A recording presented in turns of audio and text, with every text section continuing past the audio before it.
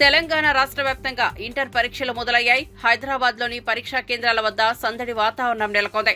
ఇవాల్టి నుంచి ఇంటర్ పరీక్షలు ఉదయం 9 గంటల నుంచి మధ్యాహ్నం 12 గంటల వరకు జరగనున్నాయి. ప్రతి విద్యార్థిని హాల్ టికెట్ తో పాటు క్షుణ్ణంగా పరిశీలించిన తరువాతే అధికారులు అనుమతించారు. 9 గంటల సమయం దాటినా 5 నిమిషాల వరకు ఆలస్యంగా వచ్చిన విద్యార్థులను సైతం పరీక్షా కేంద్రాల్లోకి అనుమతించారు.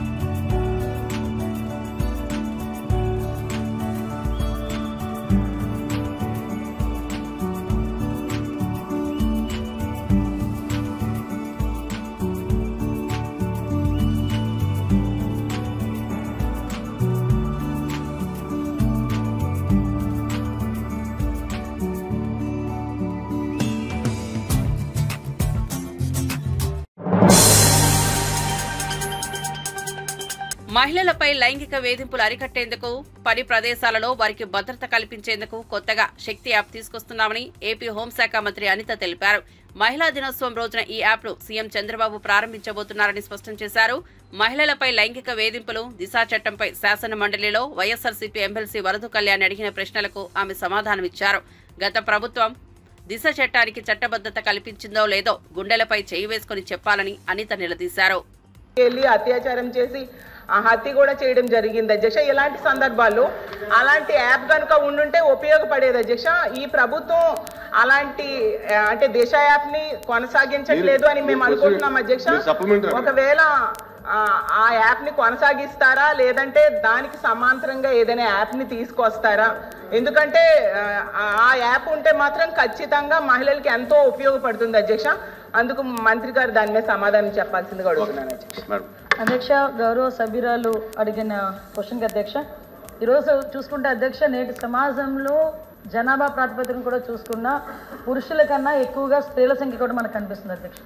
ఇటువంటి స్త్రీల సంఖ్య ఎక్కువగా ఉన్న విద్యార్థికులు అయినప్పటికీ కూడా ఎక్కడికైనా బయటకు వెళ్ళి వాళ్ళు ఉద్యోగాలు చేసుకోవాలన్నా, వాళ్ళ పనిలో ముందుకెళ్లాలన్నా, వ్యాపారాలు చేసుకోవాలన్నా కూడా అధ్యక్ష ఎక్కడో ఒక చిన్న ఆటంకం అయితే కనిపిస్తుంది అధ్యక్ష. ఏదో ఒక రకంగా ఎక్కడైనా చిన్న లైంగిక వేధింపులు జరగడం కానీ, వాళ్ళ మీద టార్గెటెడ్గా వాళ్ళని ఇబ్బంది పెట్టడం కానీ, వాళ్ళని హ్యూమిలేట్ చేయడం కానీ, వాళ్ళు ఎదుగుదలని కూడా కొన్ని సందర్భాల్లో సమాజంలో కొంతమంది చూడలేని పరిస్థితులు వాళ్ళని ఇబ్బందులు పెట్టే పరిస్థితులు ఉన్నాయి అధ్యక్ష.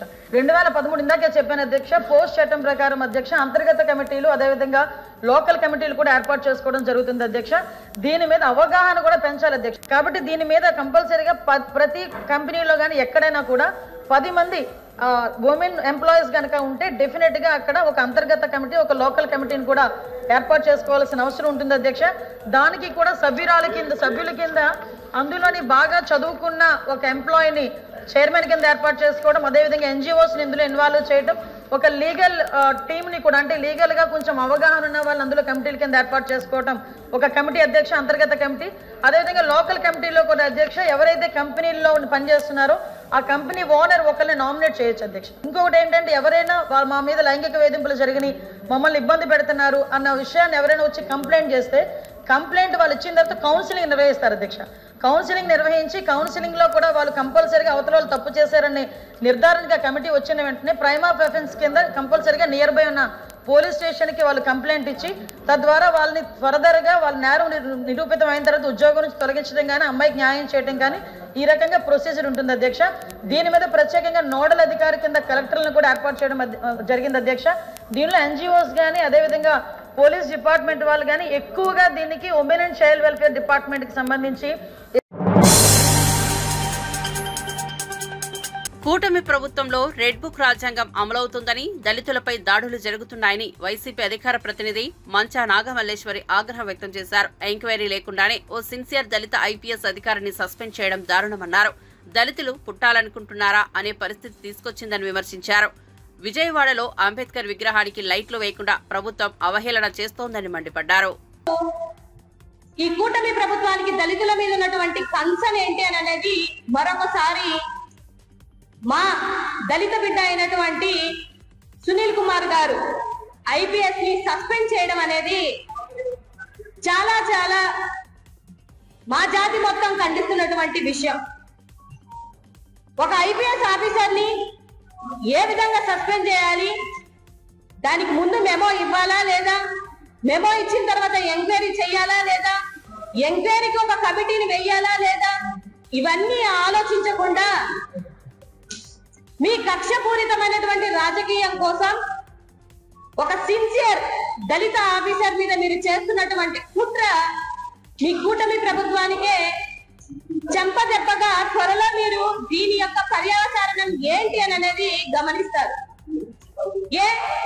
దళితుడు ఏ రోజు ఫ్లైట్ లో వెళ్ళకూడదా, దళితుడు ఫ్లైట్ లో తిరగకూడదా, లేకపోతే దళితుల పిల్లలు అమెరికా వెళ్ళి చదువుకోకూడదా, లేకపోతే వాళ్ళ పిల్లల్ని చూడడానికి దళితులు వెళ్ళకూడదా?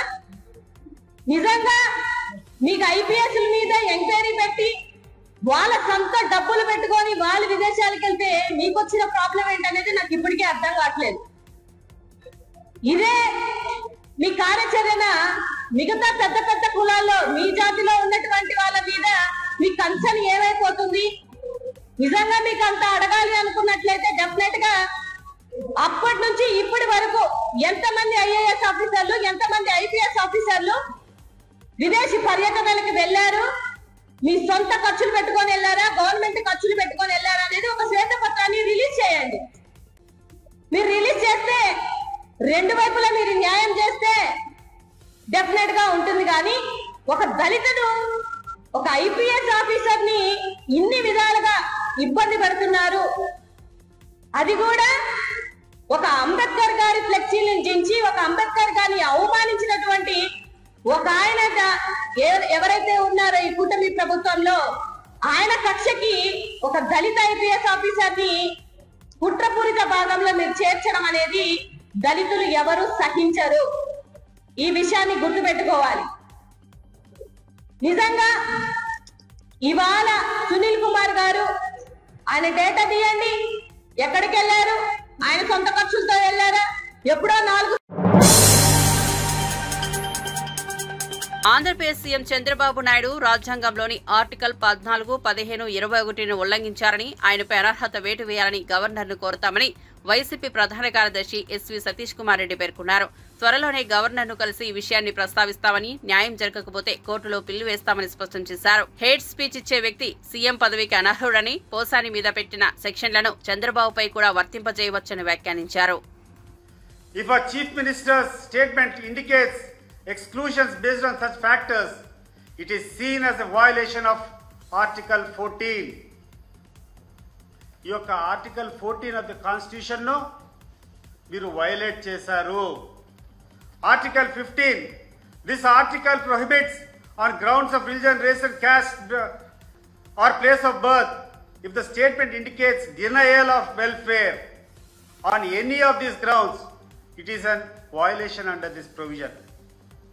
ఆర్టికల్ 21, సో ఈ రకంగా రాజ్యాంగంలో ఉన్నటువంటి ఆర్టికల్ 14, ఆర్టికల్ 15, ఆర్టికల్ 21 వైలేట్ చేశావు. ఈరోజు ఏ సెక్షన్స్ అయితే పోసాని మురళీకృష్ణ మీద పెట్టావో, ఈ యొక్క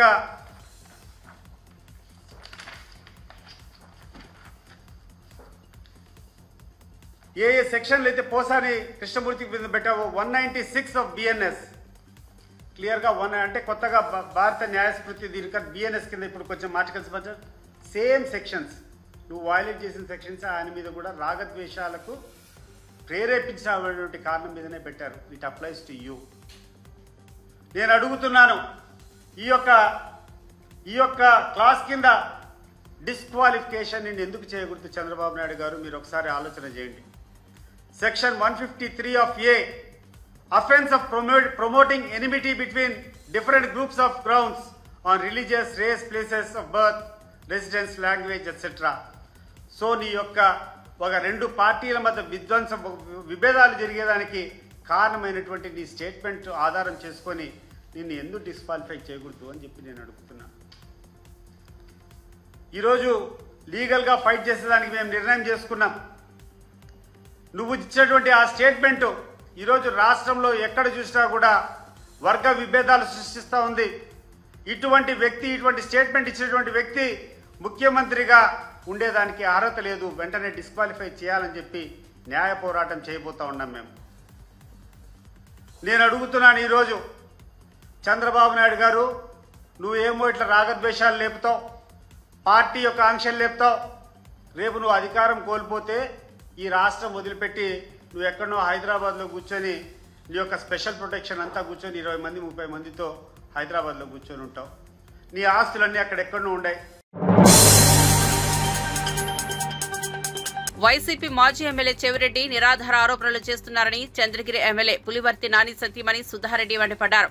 గత 6 నెలలుగా తన భర్తపై ఆరోపణలు చేస్తూ ఇప్పుడు తనపై కూడా అవినీతి ఆరోపణలు చేయడం తగదని ఆమె విమర్శించారు. సాహసం ఉంటే క్లాక్ టవర్ దగ్గరకు రా, నీ వద్ద ఆధారాలు ఉంటే తీసుకురా, నేను నీ సతీమణి ఆస్తుల వివరాలతో వస్తాను, అక్కడే తేల్చుకుందామంటూ చెవిరెడ్డికి సవాల్ విసిరారు. ఈ ఘటన చంద్రగిరి రాజకీయ వాతావరణాన్ని వేడెక్కించింది. 6 నెలలు నాన్నగారి గురించి రాసావు, అలసిపోయినావు. నిన్న మొన్న నా గురించి స్టార్ట్ చేసావు. ఆడవాళ్ళని అవమానించేది, అవహేళన చేసేది నీ పార్టీ సిద్ధాంతం. ఇంకోసారి రుజువు చేసుకున్నావు. అదిగాక పోస్టర్లు వేరే తయారు చేస్తూ ఉండవు. ఎంత దిగజారి బ్రతుకుతుండవు అంటే నువ్వు పోస్టర్లు కూడా చేస్తావా? సరే, రేపు 10 గంటలకి టవర్ క్లాక్ దగ్గర నీ దగ్గరుండే రుజువులు తీసుకొని రా. నా దగ్గరుండే రుజువులు తీసుకొని ఏంది, నీ సతీమణి పైన ఎన్ని ఆస్తిపాస్తులు ఉన్నాయి, అఫిడవిట్లో ఎంత చూపలేదు, నేను తీసుకొస్తా. ఇంకా నీ కుటుంబ సభ్యులది కూడా. నువ్వు నా పైన ఏందుందో తీసుకొని రేపు 10:30కి టవర్ క్లాక్ దగ్గర రా. కాదు లేదు అంటే నీ చేతగాంతనము, చేతులు ముడుచుకుని ఉండాలి. తర్వాత మంచి అవకాశం నన్ను డిఫేమ్ చేయడానికి, నన్ను అవమానించడానికి నీకు మంచి ప్లాట్ఫామ్. పబ్లిక్ ఉంటారు. రేపు 10 గంటలకి టవర్ క్లాక్ దగ్గర ఖచ్చితంగా నువ్వు తీసుకొని రా అన్న, నేను వస్తా, మాట్లాడుకుందాం. నేతన్నలకు ఈ ప్రభుత్వం ఏం చేసిందని వైసీపీ ఎమ్మెల్సీ రమేష్ యాదవ్ ప్రశ్నించారు. నేతన్న నేస్తం కొనసాగించారా, ఆప్కో చైర్మన్ కు నియమించారా, సొసైటీ బకాయిలను తీర్చారా అనే ప్రశ్నలకు ప్రభుత్వ సమాధానం ఏమిటని నిలదీశారు. నేతన్నలకు ఎంత బడ్జెట్ కేటాయించారో, వారికి ఉపయోగపడే పథకాలు ఎప్పుడు ప్రారంభిస్తారో చెప్పలేకపోతున్నారని విమర్శించారు. చంద్రబాబు ఎప్పుడూ బీసీలకు న్యాయం చేయలేదని ఆరోపించారు. బకాయిలు ఉన్నాయి, ఆ బకాయిలు ఇంతవరకు తీర్చలేదు. అదే కాకుండా సొసైటీ వాళ్ళ దగ్గర ఎటువంటి ముడిసరుకు తీసుకుంటలేరు. అడుగుతూ అదే క్రమంలో ఎన్నికల ప్రచారంలో ముఖ్యంగా ఈ కూటమి నాయకులు చేసిన ప్రచారం, చేనేత కార్మికులకు మన ప్రభుత్వం వస్తూనే 200 యూనిట్లు మీకు ఉచితంగా ఇస్తాము, దాంతోపాటు చేనేత కార్మికులకు ప్రత్యేకమైన బడ్జెట్ పెడతామని చెప్పి పెట్టడం జరిగింది. ఇదే చట్టసభల్లో ఇవన్నీ వాగ్దానాలు చేశారు. మీరు ఇంతవరకు ఏమి నిలబెట్టుకోలేదు. ఎందుకు నిలబెట్టుకోలేదనేసి మంత్రి గారిని సూటిగా అడగడం జరిగింది. జరిగితే ఎంత చెప్పినా వాళ్ళు మేము చేస్తాం, మేము చూస్తాం అని చెప్పడమే కానీ ఇంతవరకు దాని ఎంత బడ్జెట్ కేటాయించాము, లేకపోతే ఎప్పుడు ఇంప్లిమెంట్ చేస్తాము అని చెప్పిందే లేదు. దాంతోపాటు ప్రతి ఒక్క చేనేత కార్మికులు నేతన్న నేస్తం పథకం కోసం పడిగాపులు కాస్తున్నారు. ప్రతి ఒక్క కార్మికుడు 300 నుంచి 500 రూపాయలు రోజువారీ కూలిగా తీసుకున్నారు. ఏదో గుడ్డిలో మెల్లగా మా జగన్మోహన్ రెడ్డి గారు మా ప్రభుత్వం ఉన్నప్పుడు నేతన్న నేస్తం అనే పథకం కింద సంవత్సరానికి సుమారుగా 24,000 రూపాయలు ఇచ్చేవాళ్ళు. చివరిగా 2023లో జూన్లో ఆ పథకం ఇంప్లిమెంటేషన్ జరిగింది. దాని తర్వాత ఆ పథకం గురించి ఊసే లేదు. ఖచ్చితంగా చేనేత వర్గాలకు మనం చేయాలి. బీసీలో చేనేత వర్గం కావచ్చు, అదేవిధంగా ఆంధ్రప్రదేశ్లో వ్యవసాయ రంగం తర్వాత చేనేత రంగమే పెద్ద రంగం. ఆ రంగానికి మనం ఖచ్చితంగా నిలబడాలి, మనం ఖచ్చితంగా సాయం చేయాలనే ఉద్దేశంతో మేము అడిగితే ఈరోజు ఈ కూటమి ప్రభుత్వము బీసీలు మా పేటెంట్ రైట్స్ అని ఆ బీసీలతో ఓట్లు వేయించుకొని ఈరోజు బీసీలకు ముఖ్యంగా చేనేత వర్గాలకు ఎటువంటి న్యాయం చేస్తుంది. ఇదే క్రమంలో ఒక శాసన మండలి సభ్యులు చెప్తూ బీసీల శవాలపైన పేలాలు ఏరుకునే వాళ్ళు వీళ్ళు అని చెప్పారు.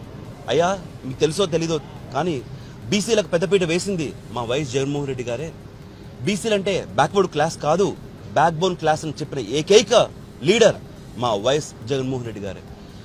136 కులాలను దగ్గర తీసుకొచ్చి 56 కార్పొరేషన్లుగా విభజించి 15 మంది దగ్గర డైరెక్టర్లు చేసి వివిధ వ్యక్తులకు చైర్మన్లుగా ఇచ్చి, అదే కాకుండా ఎంతో మంది బీసీలను చట్టసభలు ఎలా ఉంటాయి చాలు అనుకునే వాళ్లకు మాట్లాంటి వాళ్లకు చట్టసభల్లో అవకాశం ఇచ్చి 2 మంత్రులు చేసి ఎన్నో పదవులు బీసీలు ఊహించని. కిరణ్ రాయల్ తనకు సంబంధించిన కేసు లావాదేవీలు పూర్తిగా కోర్టులోనే పరిష్కారమైనట్లు వెల్లడించారు. ఈ కేసుతో సంబంధం లేకుండా తాను చట్టపరమైన చర్యలు తీసుకుంటున్నట్లు స్పష్టం చేశారు. అంతేకాదు తన వీడియోలు, ఫోటోలు జిల్లా నేతలై గతేడాది తన వద్ద నుంచి తీసుకున్న విషయాన్ని వెల్లడించారు. తాజా పరిణామాలతో కేసు మరింత ఆసక్తికరంగా మారింది. ఇంతకుముందు ప్రెస్ మీట్లో నేను ఒక ఇష్యూ చెప్పాను. అదేమంటే జిల్లా అధ్యక్షులు అని చెప్పాను. నాకు ఇక్కడ యాక్చువల్గా ఏమంటే అధ్యక్షులకి జిల్లా నేతలకి ఆ వేరియేషన్ నాకు తెలియదు. అక్కడ ప్రెస్ మీట్లో నేను మాట్లాడుతున్నాగా వెంటనే అక్కడ ఎవరో జిల్లా అధ్యక్షులా అంటే వెంటనే నేను అవును అన్నాను. నాకు ఆ వేరియేషన్ అయితే తెలియదు. అక్కడ జిల్లా అధ్యక్షులు కాదండి, జిల్లా నేతలు, 2 ప్రముఖ నేతలు వాళ్ళు వచ్చి నన్ను కలిసి తీసుకున్న వాస్తవం నిజం. అవి నేను అన్నీ కూడా ఆఫీస్కి అన్నిటికీ పంపించడం జరిగింది. కోర్టులో మా డీలింగ్స్ అయిపోయాయి. అలాగే ఈరోజు కిరణ్ రాయల్కి నాకు ఉన్న కేసు, ఈ లావాదేవీలు అన్నీ కూడా కోర్టులోనే పరిష్కారం జరిగిపోయాయి. హైటెక్ సిటీ ప్రాంతంలో ఉన్న 80% మంది ఐటీ ఉద్యోగులు అధిక బరువుతో బాధపడుతున్నారని AIG hospital gastroenterologist doctor Nageswara Reddy తెలిపారు. దేశవ్యాప్తంగా 60% మంది అధిక బరువుతో ఉంటే అందులో 30% మందికి బాడీ ఫ్యాట్ అధికంగా ఉండి ఒబెసిటీ సమస్య తలెత్తుతోందని చెప్పారు. ఉద్యోగ జీవనశైలి, వ్యాయామం లేకపోవడం, ఆహారపు అలవాట్లు అధిక బరువుకు కారణమవుతున్నాయని ఆయన తెలిపారు. What is surprising is everybody used to think that India and obesity is not a problem, USA problem, UK, but statistics have shown that about 60% of Indian population is overweight, 60%. 30% are starting to become obese. And this is a very high statistics. In fact, our group just did a small study with the IT workers here around the high-tech city. 80% were overweight, 80%. Which is very significant. So people are not taking this very seriously. It's very important to take it seriously because I think a lot of diseases can be prevented, and I think a lot of savings can be done on health costs. So it becomes also a national problem and program. So in this context, obesity becomes very important, and I think it's starting from childhood itself. In fact, we did a survey in schools in Hyderabad. Even in government schools, it's about 40% have non-alcoholic fatty liver disease children, and again obesity is quite frequent. So taking all this into consideration, welcome to news alerts. Andhra Pradesh అసెంబ్లీలో వైఎస్ఆర్సీపీకి ప్రతిపక్ష హోదా కల్పించే విషయంపై speaker Ayyanna Patrudu స్పందించారు. జగన్ దాఖలు చేసిన petition విచారణ దశలో ఉందని, ఇంకా ఏ నిర్ణయం తీసుకోలేదని తెలిపారు. అయితే అసత్య ప్రచారం చేస్తూ వైసీపీ నాయకులు ప్రజలను తప్పుదారి పట్టిస్తున్నారని స్పష్టం చేశారు. శాసనసభలో కనీసం 10% సీట్లు గెలుచుకున్న వారికే ప్రతిపక్ష హోదా వస్తుందని స్పీకర్ గుర్తు చేశారు. నమస్కారం. మీ అందరికీ తెలుసు, ఈ 16వ శాసనసభలో సభ్యులైనటువంటి జగన్మోహన్ రెడ్డి గారు 24/6/2024 తేదీన నాకు ఒక లేఖ రాశారండి. ఆ లేఖలు అంతా చూస్తే అభియోగాలు, ప్రలాపనలు, బెదిరింపులమయం, అంతకంటే ఏమీ లేదు. దానికి తోడు తనకు ప్రతిపక్ష నాయకుడి హోదా అర్హత ఉందంటూ అసంబద్ధ వాదన చేస్తున్నారు. మీరందరూ చూస్తున్నారు టీవీలో దీన్ని. కానీ ఆ లేఖలో ఎలాంటి ప్రత్యేక అభ్యర్థన లేదన్న విషయాన్ని మీరందరూ గమనించాలి. ఈ లేఖ రాసిన కొద్ది రోజుల తర్వాత జగన్మోహన్ రెడ్డి గారు ఆంధ్రప్రదేశ్ హైకోర్టుని ఆశ్రయించారు. హైకోర్టు కూడా వెళ్ళారు. విచిత్రం ఏమిటంటే, తనకు ప్రతిపక్ష నాయకుడిగా ప్రకటించవలసిందిగా శాసనసభ కార్యదర్శిని, స్పీకర్ కార్యదర్శిని ఆదేశించాలని ఆ రిట్ పిటిషన్లో విజ్ఞప్తి చేశారు. జగన్మోహన్ రెడ్డి గారు పిటిషన్ ఇంకా విచారణ అర్హత కలిగి ఉన్నదో లేదో అని నిర్ధారించే దశలోనే ఉంది. ఇంకా రిట్ పిటిషన్ వేసి అర్హత ఉందా లేదా మీకు అని చెప్పి ఆ దశలోనే ఇంకా ఉంది. ఈ పిటిషన్లో వైఎస్ జగన్మోహన్ రెడ్డి గారు స్పీకర్ను శాసన వ్యవహారాల మంత్రిని ప్రతివాదులుగా చేర్చినప్పటికీ ఆ ఇద్దరిని మినహాయించాలని గౌరవ అడ్వకేట్ జనరల్ గారు చేసిన సూచనతో గౌరవ న్యాయస్థానం ఏకీభవించింది.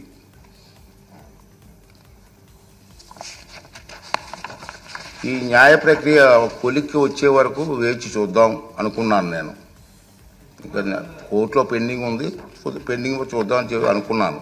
కానీ ఇటీవల కాలంలో ఈ అంశంపై జగన్మోహన్ రెడ్డి గారు ఇంకా వారి పార్టీ నాయకులు చేస్తున్నటువంటి పలు వ్యాఖ్యలు నా దృష్టికి వచ్చాయి. మీరు కూడా టీవీలో చూస్తూనే ఉన్నారు. గౌరవ హైకోర్టు స్పీకర్కు సమన్లు జారీ చేసిందని, ఉత్తర్వులు జారీ చేయాలని స్పీకర్ను ఆదేశించిందని జగన్మోహన్ రెడ్డి చేస్తున్న వార్తలు వచ్చాయి. నిజానికి ఈనాటి వరకు హైకోర్టు జగన్మోహన్ రెడ్డి చేసినటువంటి పిటిషన్ విచారణ అర్హత ఉందో లేదో నిర్ధారణే ఇంకా జరగలేదు. వైఎస్ జగన్మోహన్ రెడ్డి గారు ఈ రకమైనటువంటి తప్పుడు ప్రచారం చేయడంలో ఆశ్చర్యపడవలసిన పని ఏమీ లేదని నేను అనుకుంటున్నాను. ఇంచేదంటే 24/6/2024 తేదీ లేఖలో రాసినటువంటి నిరాధార ఆరోపణల్లో ఆధారంగానే ఈ తప్పుడు ప్రచారం సాగించారు. కాకపోతే ఆ దఫా ఆయన కల్పిత వాదనలను, ఆకాంక్షలను గౌరవ న్యాయస్థానానికి ఆపాదించడానికి సైతం వెనకాడలేదు. దురదృష్టవశాత్తు ఇదే ఆయన సహజ శైలి, మనందరికీ తెలుసు.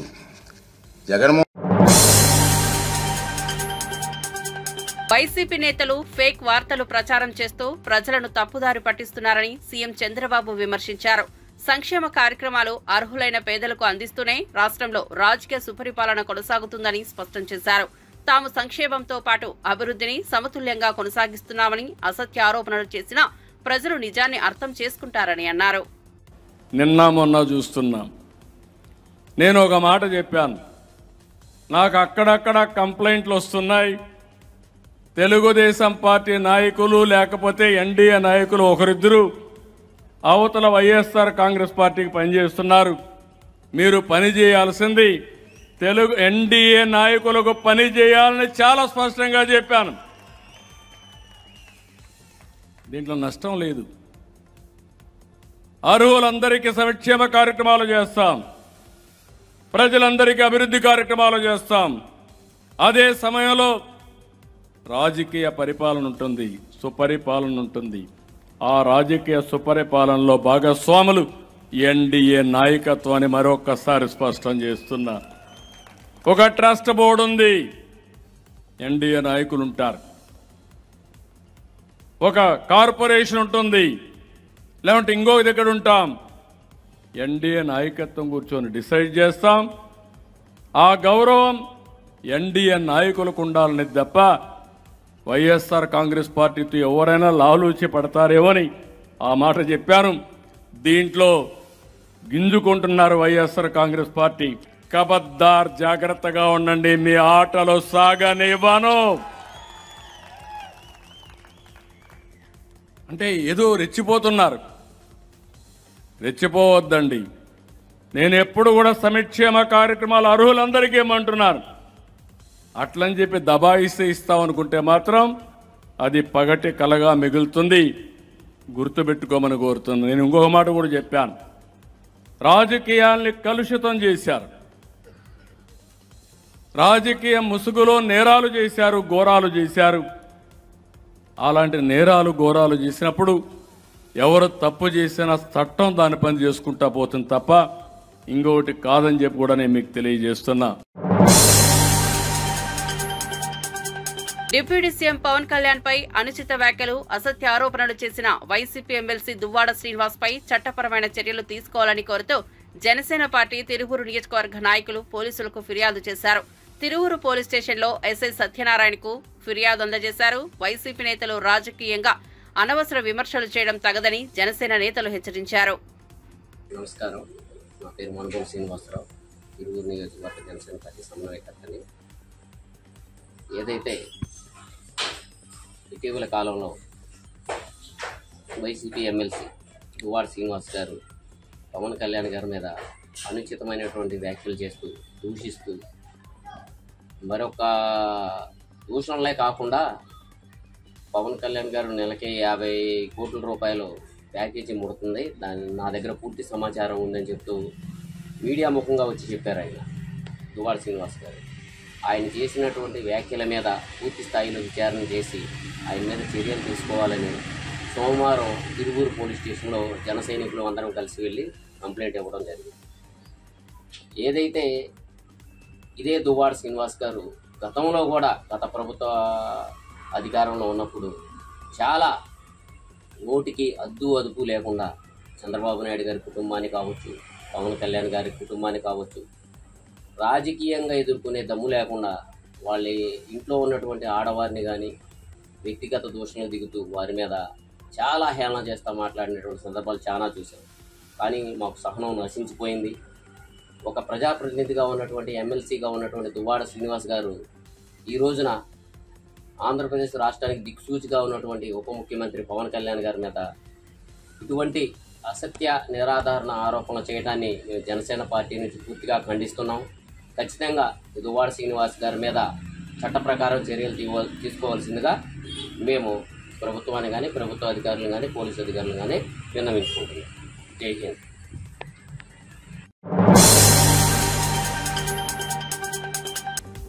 వీసీల రాజీనామా అంశంపై శాసన మండలిలో వాడివేడి చర్చ జరిగింది. వైఎస్సార్సీపీ ఆరోపణలపై నిగ్గు తేల్చేందుకు ప్రివిలేజ్ కమిటీకి పంపాలని మంత్రి లోకేష్ స్పీకర్ను కోరారు. వీసీల రాజీనామా లేఖల్లో బెదిరించినట్లు అనే పదం ఎక్కడా లేదని లోకేష్ స్పష్టం చేశారు. వైఎస్సార్సీపీ నియమించిన వీసీలకు బేసిక్ ఇంగ్లీష్ గ్రామర్ కూడా రాదని ఎద్దేవా చేశారు. వీసీల రాజీనామా లేఖల్లో బెదిరించినట్లు ఆరోపణలు ఉన్నాయా అని ప్రశ్నించారు. రాజీనామా చేశారు, లెటర్లు ఆధారనే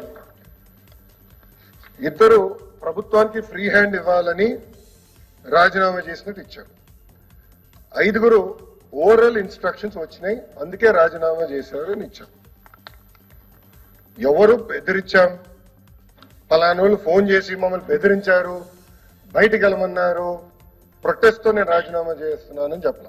విచిత్రం ఏంటంటే ఇక్కడ చూస్తే in response to the oral instructions of APSHI to revamp the universities I hereby tender my resignation.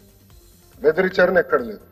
So మీరు చూస్తే ఎక్కడ బెదిరించారు, భయపడిచ్చారు, ప్రొటెస్ట్ తో మేము రాజీనామా చేస్తున్నామని చెప్పలేదు. నంబర్ గత ప్రభుత్వం అంటే వైకాపా ప్రభుత్వ అధికారంలోకి వచ్చినప్పుడు RGUK అంటే Rajiv Gandhi university of knowledge and science లో రామచంద్రరాజు గారు రిటర్న్ రాజీనామా చేశారు అధ్యక్ష. రాయలసీమ యూనివర్సిటీకి సంబంధించిన ఏది ప్రసాదరావు గారు రాజీనామా చేశారు. కృష్ణదేవరాయల్ యూనివర్సిటీకి సంబంధించిన రెహమతుల్లా గారు కూడా రాజీనామా చేశారు. ద్రవిడియన్ యూనివర్సిటీకి సంబంధించిన సుధాకర్ ఎడ్ల గారు రాజీనామా చేశారు. వెంకటేశ్వర యూనివర్సిటీకి సంబంధించిన రాజేంద్ర ప్రసాద్ గారు కూడా గతంలో రాజీనామా చేశారు. July 21, 2019 YCP leader seek ouster of Dravidian university vice chancellor. మళ్ళీ ఏమంటే మళ్ళీ ఎల్లో మీడియా అంటారు అధ్యక్ష, ఇది న్యూట్రల్ ఇంగ్లీష్. ఇట్లా చాలా ఆధారాలు నా దగ్గర ఉన్నాయి అధ్యక్ష. అందుకే మేము ప్రివిలేజ్ మోషన్ మేము పాస్ చేయాలనుకున్నాం. దయచేసి దాన్ని మీరు సీరియస్ గా తీసుకోవాలని మేము కోరుతున్నాం అధ్యక్ష. ఎందుకంటే బెదిరించాం, భయపడిచ్చాం అనే పదం వాడారు అధ్యక్ష. ఐ వాంట్ రీట్రేట్, బెదిరించారు అందుకే వాళ్ళు రాజీనామా చేశారన్న పదం వాళ్ళు ఆ రోజు మాట్లాడారు. కానీ రికార్డులు తెరిచి చూడండి అధ్యక్ష, వాళ్ళు ఇచ్చిన రాజీనామా లేఖలో ఎక్కడ బెదిరించారని భయపడించారని లేదు. ఇన్ఫాక్ట్ ఒక దగ్గర 5 ఒకరు ఏమన్నారంటే దాంట్లో చాలా స్పష్టంగా ఒక లెటర్ లో అయితే కొత్త టీం వస్తుంది, కొత్త టీంకి అవకాశం ఇవ్వమని వాళ్ళే చెప్పారు. అది జరగాలి. అసలు ప్రసాద్ రెడ్డి గారికి ఏ అర్హత మీరు ఇచ్చారండి? యూనివర్సిటీలో ఒక ముఖ్యమంత్రి గారు పుట్టినరోజు వేడుకలు జరిపిస్తారా? అలాంటి వాళ్ళకి మనం ఇస్తాం అధ్యక్ష. యూనివర్సిటీ వైస్ ఛాన్సలర్ రెండోది అధ్యక్ష కూర్చోనండి. Hello, I have right to talk. Please allow me to finish, sir. Therefore, I have my rights in the house. Allow me to finish. ఎందుకంటే కంగారు పడుతున్నారు? ఎక్కడికి వెళ్ళిపోవట్లేదే. నేను ఇక్కడ